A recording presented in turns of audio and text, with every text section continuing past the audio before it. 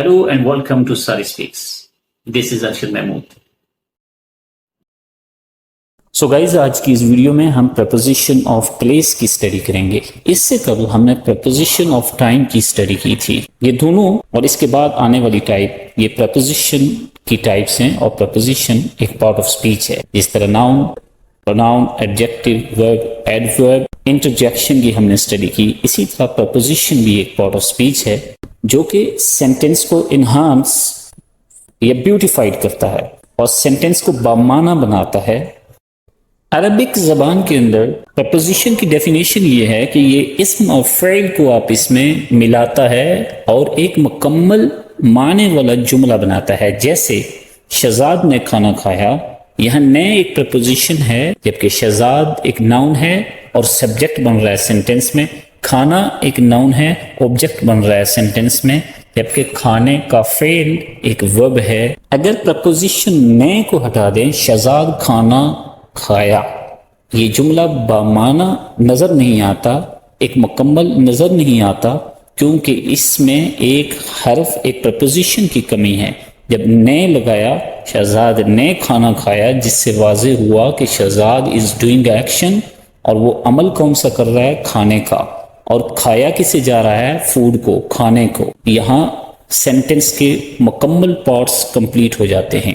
इसलिए इसे part of speech कहते हैं, क्योंकि सेंटेंस में एक पार्ट की हैसियत रखता है ये माने देने के लिए। इस तरह ये मुख्तलिफ इस्म फ़ेल के साथ मिलकर एक बामाना जुमला देता है अरबिक ग्रामर में।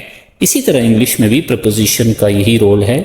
ये नाउन, प्रोनाउन बाकी पार्ट ऑफ स्पीच से मिलकर सेंटेंस को ब्यूटिफाइड करता है, बामाना बनाता है, इन्हांस करता है। इसकी मुख्तलिफ टाइप्स हैं, जिनमें से प्रपोजिशन ऑफ टाइम की स्टडी हमने इससे कबल की, जो इन, आउन एंड एट थे। आज हम प्रपोजिशन ऑफ प्लेस की स्टडी करेंगे, लेकिन इन दोनों में इश्तराकियत ये है कि in, on and at preposition of time हमने जो स्टडी किए थे, यही इन, आउन, एट प्रपोजिशन ऑफ प्लेस भी हैं, लेकिन वहाँ उसका function as preposition of time था, यहाँ इसका function as preposition of place होगा। प्रपोजिशन ऑफ टाइम में इन अनस्पेसिफिक टाइम को डिस्क्राइब करता है, इंडिकेट करता है, जबकि आउन स्पेसिफिक डेज, डेट को डिस्क्राइब करता है, इंडिकेट करता है, जबकि एट स्पेसिफिक टाइम जो स्मॉल स्केल पर है लेकिन स्पेसिफिक टाइम को इंडिकेट करता है, डिस्क्राइब करता है। लेकिन ये in, on and at preposition of place भी हैं। वहाँ उनका फंक्शन टाइम बताना था, टाइम को डिस्क्राइब, लेकिन यहाँ पर ये प्लेस को डिस्क्राइब करते हैं, वेयर को रिप्लाई करते हैं। आइए इनका तफसीली जायजा लेते हैं। इन, आउन एंड एट का आसान फंक्शन ये है कि इन इनक्लोज्ड प्लेस के लिए लगता है, आउन सरफेस या ओपन प्लेस के लिए लगता है, at specific place, specific point के लिए, यानी प्लेस का स्पेसिफिक पॉइंट। इन प्रपोजिशन इस्तेमाल होता है इनक्लोज्ड प्लेस के साथ। इनक्लोज्ड प्लेस ऐसी प्लेस को कहते हैं जो क्लोज्ड हो बॉर्डर से, यानी जिसकी बॉर्डर हो। ये बॉर्डर लीगल हो सकती है, चाहे वो यूनिवर्सल कानून के तहत हो, इंटरनेशनल कानून या नेशनल कानून, या किसी एडमिनिस्ट्रेटिव या ऑफिशियल रूल्स या कवानीन के मुताबिक हो, या किसी मोरल अकदार की वजह से हो, लेकिन इसकी बॉर्डर हो। इसकी एग्जाम्पल देखते हैं। इंटरनेशनल एक जियोग्राफिकल रूल है कंट्रीज की बाउंड्री का, इसीलिए कंट्री के साथ in Australia, in America, in UAE, in Pakistan, ये वर्ड इन इस्तेमाल होता है। इसी तरह प्रोविंस के साथ, क्योंकि एक कंट्री के अंदर मुख्तलिफ स्टेट या प्रोविंस होते हैं एक नेशनल लॉ के तहत, वहाँ हम इन पंजाब, इन केपीके। इसी तरह एडमिनिस्ट्रेटिव पॉइंट ऑफ व्यू से मुख्तलिफ डिवीजन या मुख्तलिफ डिस्ट्रिक्ट बनाए गए हैं। यहाँ डिस्ट्रिक्ट या डिवीजन की बाउंड्री होती है, उसका एक बॉर्डर होता है। इसलिए इन डिस्ट्रिक्ट रावलपिंडी, इन डिस्ट्रिक्ट इस्लामाबाद, किसी भी डिस्ट्रिक्ट के साथ इन, इसी तरह किसी विलेज के साथ इन का इस्तेमाल किया जाता है। इसके अलावा हम किसी बिल्डिंग के लिए भी इन का इस्तेमाल करते हैं। इसकी वजह यह है कि वहाँ स्ट्रक्चर के एतबार से किसी बिल्डिंग की एक इमारत है, उसकी एक हुदूद है, एक बाउंड्री है, एक बॉर्डर है। इसी तरह इन द ट्रैफिक हम यूज करते हैं, इसलिए कि जब एक गाड़ी बाकी ट्रैफिक के अंदर फंसती है, एक गाड़ी के इर्द गिर्द की बाकी गाड़ियां उसकी हुदूद हैं, उसकी बाउंड्री हैं, उसके गिर्द बॉर्डर हैं। इसी तरह इन द कार, एक गाड़ी के अंदर इन द कार को वर्ड इसलिए इस्तेमाल करते हैं क्योंकि वहां पर एक पैसेंजर जो है वो इजीली मूव नहीं कर सकता, चल नहीं सकता, बल्कि उसके अंदर एक सीट के ऊपर एडजस्ट होकर उसे बैठना पड़ता है, वो मूव नहीं कर सकता इजीली।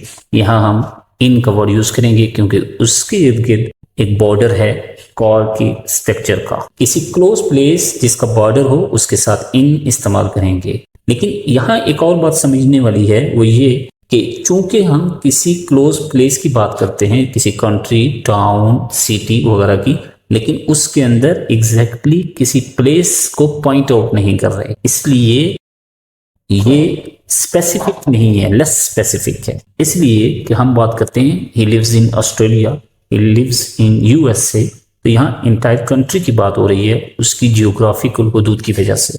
लेकिन उसके अंदर किस सिटी, किस शहर या उसके किस मकान में कहाँ रह रहा है, इस चीज को स्पेसिफिक नहीं किया गया। यहाँ सिर्फ इन क्लोज प्लेस की बात हुई है, यहाँ इन लगता है। लेकिन अगर हम किसी एक स्पेसिफिक प्लेस की बात करेंगे तो हम यूं बोलेंगे he lives in Karachi at Lyari. यहाँ पर एट का इस्तेमाल जब किसी स्पेसिफिक प्लेस की बात की जाए उसके अंदर, और वो स्पेसिफिक भी होगी और स्केल में भी स्मॉल होगी। जैसे he lives in Islamabad at airport, he lives in Islamabad at railway station, he worked in Karachi at school। इसी तरह ऑन प्रपोजिशन का इस्तेमाल ओपन प्लेस या सरफेस के लिए होता है। इसकी कुछ एग्जांपल देखते हैं, जैसे on street, on bank of river, on border, market on street. ये वर्ड ये बताते हैं कि जो भी एक चीज़ है, कोई भी चीज़ वाक़ई है जो, या कोई चीज़ वाक़ई हुई है, वो ओपन सरफेस या ओपन प्लेस पर हुई है। जैसे कोई अगर शॉप वाक़ई है तो रोड के ऊपर वाक़ई है। इसी तरह कोई महल वाक़ई है, पैलेस है, तो वो दरिया के किनारे पर वाक़ई है, ओपन सरफेस। और यहाँ इसकी दूसरी शर्त ये भी है, जो चीज़ वाक़ई हो उसकी ओपन सरफेस के ऊपर वाक़ई हो, यानी ओपन सरफेस के साथ टच हो।